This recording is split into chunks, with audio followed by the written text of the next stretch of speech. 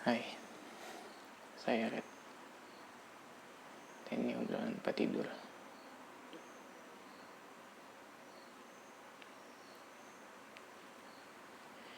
Selama lebih dari 1/4 abad hidup, ada banyak perpisahan yang diawali pertemuan,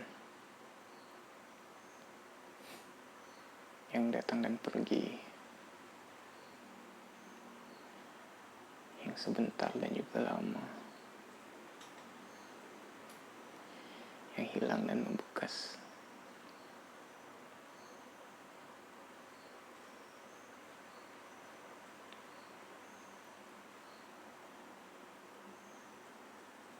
Seperti semua cerita, semua berlalu. Meski kadang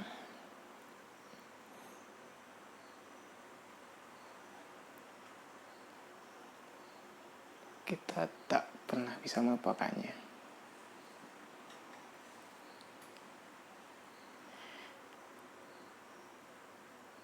Saya tak pernah menganggap diri saya adalah manusia spesial yang merasa paling menderita di antara 7 miliar manusia di bumi. Saya bukan Nietzsche.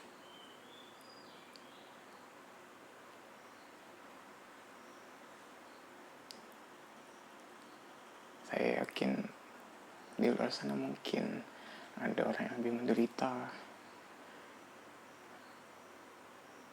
dan masing-masing orang punya perjalanannya sendiri, punya kesusahannya sendiri. Namun saya tak pernah paham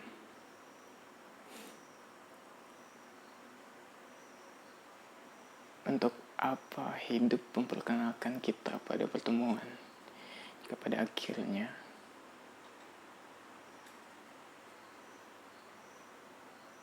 pertemuan itu tak bermakna.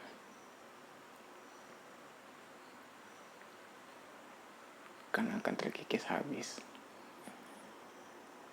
lewat perpisahan.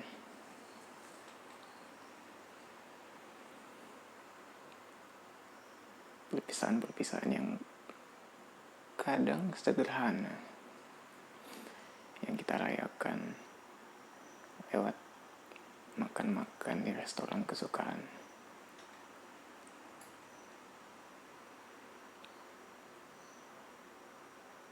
atau perpisahan yang rumit,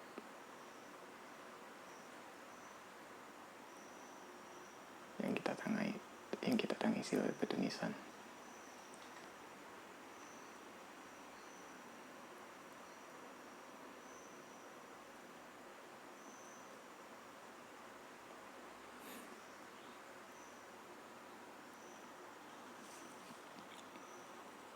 Saya dulu punya teman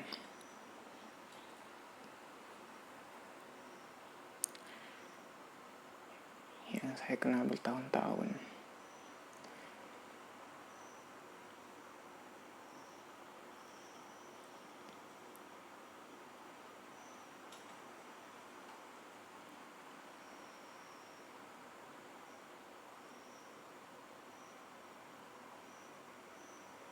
Yang kini setiap kali pulang tak bisa lagi saya temui.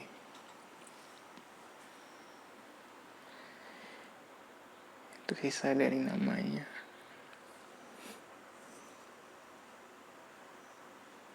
Hanya kenangan-kenangan yang pernah kita lakukan bersama.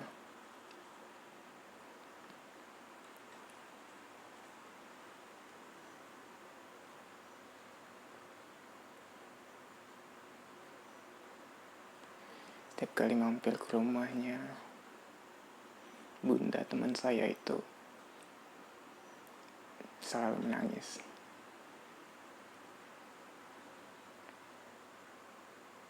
Ia menangis karena sedih.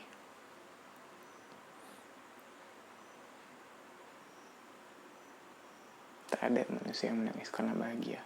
Saya tidak bisa percaya.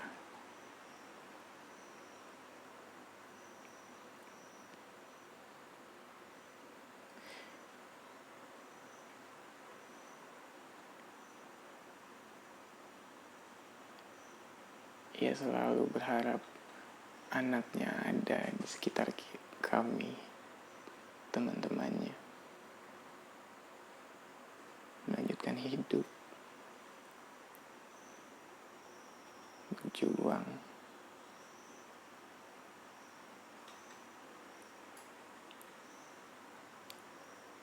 melakukan pekerjaan-pekerjaan di kantor, mewujudkan cita-cita kami.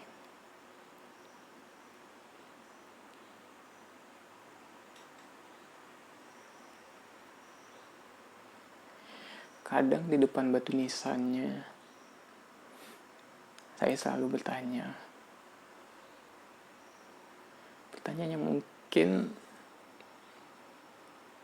tidak akan saya temukan jawabannya ketika saya masih hidup. Seperti hari ini, seperti malam ini, ketika saya berbaring di tempat tidur.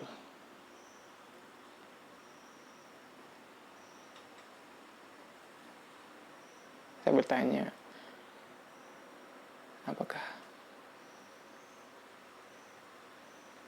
apakah hidup di dunia yang berbeda itu menyenangkan? Apakah di sana ambisi-ambisi yang dulu pernah kita buat, yang dulu pernah kita ucapkan masih ada?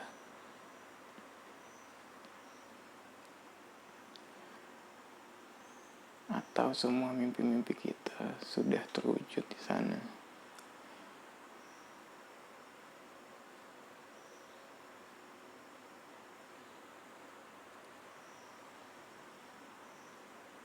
Jadi ia hanya menunggu saya datang, melihat impian yang sudah terwujud.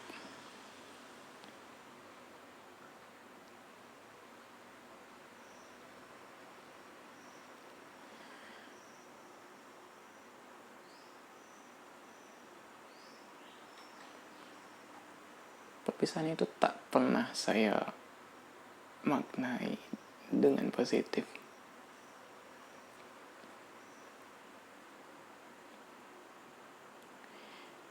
Ia meninggal di usia muda.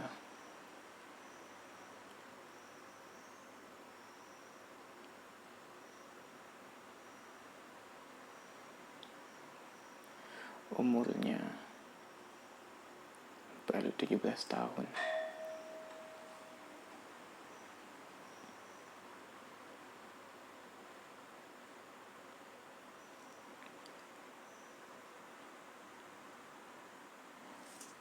Yang saya bahkan tak pernah habis pikir dia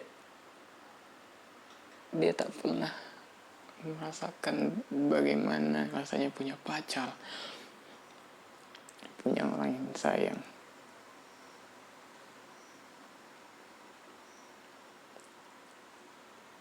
punya kehidupan bahagia.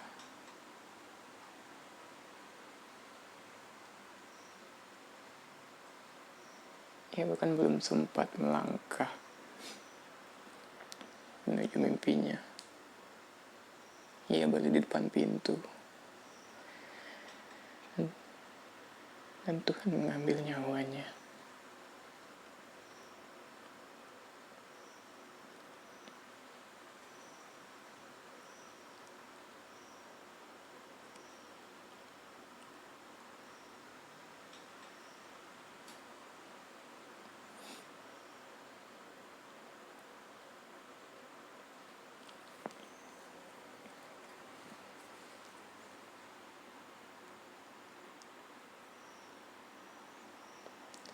Andaikan saya bisa belajar dari sana, mungkin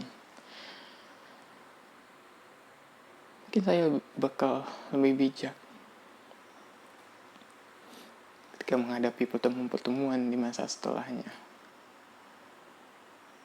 Pertemuan dengan orang-orang baru, dengan hal-hal baru, dengan pengalaman-pengalaman baru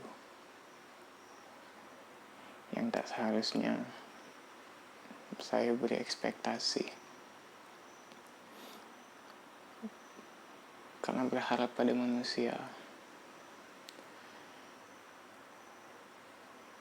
bukan menemukan hal yang akan membawa kita pada kebahagiaan.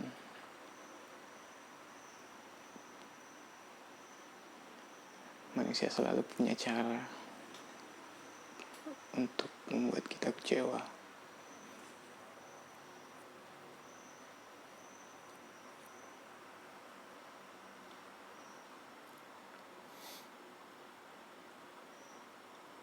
Hari ini sekali saya ada di persimpangan.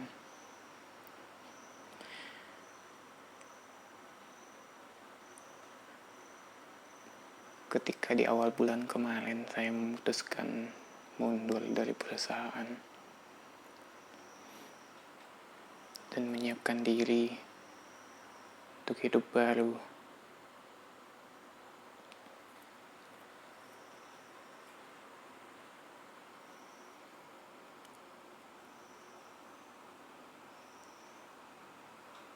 Saya mundur bukan dengan senang hati, namun saya lega.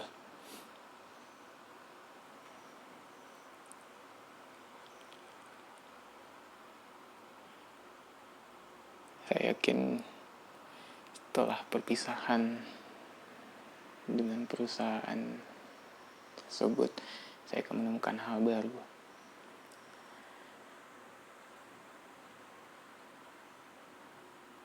Saya akan berjumpa dengan banyak orang-orang baru, pengalaman baru.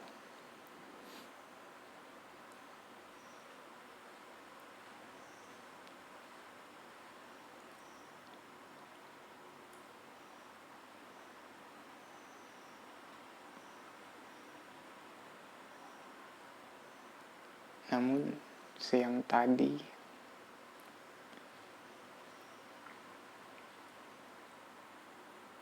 semuanya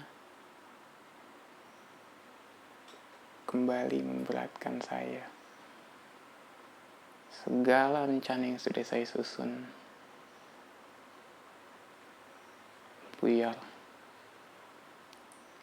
gara-gara telepon dari salah satu perusahaan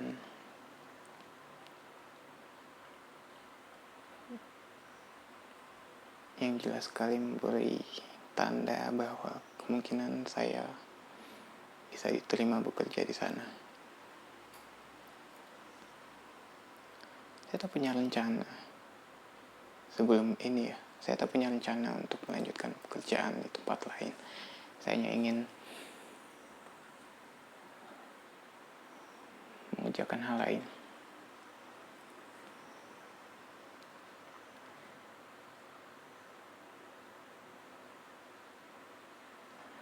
Seolah-olah telepon tersebut mengingatkan saya bahwa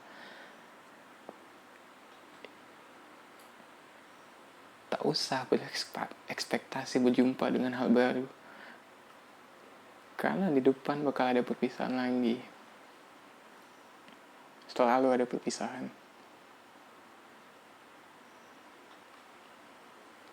Dan saya tak tahu seberapa sakit nanti perpisahan setelah ini.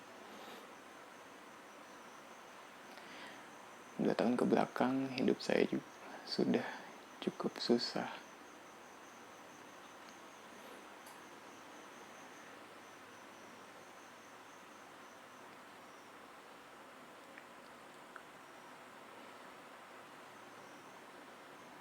Berbulan-bulan belakangan saya bisa memperbaikinya.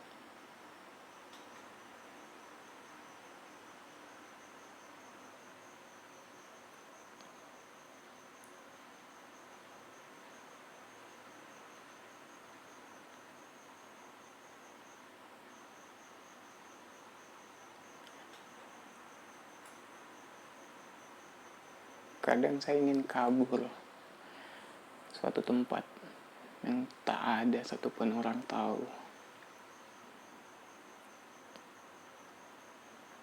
Dan tak satupun orang yang akan mencari saya agar saya bisa bebas. Bebas dari pertemuan dan perpisahan.